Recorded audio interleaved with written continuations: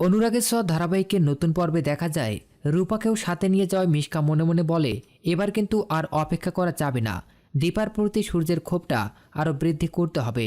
মিশকা এমনভাবে ভঙ্গি দেখিয়ে চলে যায় যেটা দেখে দীপার মনে কু গাইতে থাকে। দীপা বৌদিকে বলে সবার পিছু নেয়। সবাই খুশি হলেও রূপা তার মাকে নিয়েই ভাবছে। এক পর্যায়ে সূর্য মনে মনে বলে তুমি তো আমার জীবন থেকে সরে গিয়েছিলে, তাহলে আবার কেন এখানে আসলে দীপা? আমি কেন তোমাকে সহ্য করতে পারি না? শুধু একবার তুমি আমার জীবনে ফিরে আসো। ঠিক সেই সময় মিশকা পেছন থেকে এসে সূর্যের কাঁধে হাত রাখলে সূর্য দীপা বলে চিৎকার দিয়ে ওঠে। মিশকা অবাক হয়ে গিয়ে বলে সূর্য, তুই এখনও দীপাকে ভালোবাসিস? সূর্য বলে সেটা কি তোকে বলতে হবে?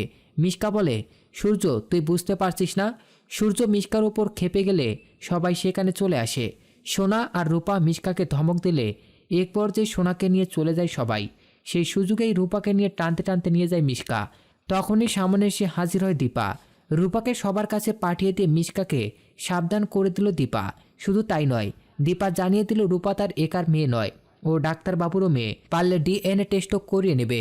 আর হ্যাঁ, ভবিষ্যতে যদি তুমি আমার মেয়ের দিকে চোখ তুলে তাকাও তাহলে তোমার সেই চোখ আমি তুলে ফেলবো। এই কথা বলে চলে যায় দীপা। মিশকাও মনে মনে বলে পিপিলিকার পাখা গজায় মরিবার তরে। এদিকে সবার সাথে খেতে বসে মায়ের কথা মনে পড়ায় লাবণ্য সেনগুপ্ত বুঝতে পেরে সবার জন্য খাবার পার্সেল করে দিল। আগামীকাল সবাই মিলে চা বাগান দেখতে যাবে। রূপাকেও নিয়ে যাবে মায়ের কাছে। সেই কথা বললে দীপা বলে তুমি যাবে? মনে মনে বলে তাহলে আমিও যাব, কেননা আমি না থাকলে মিশকা আমার মেয়ের ক্ষতি করে ফেলবে।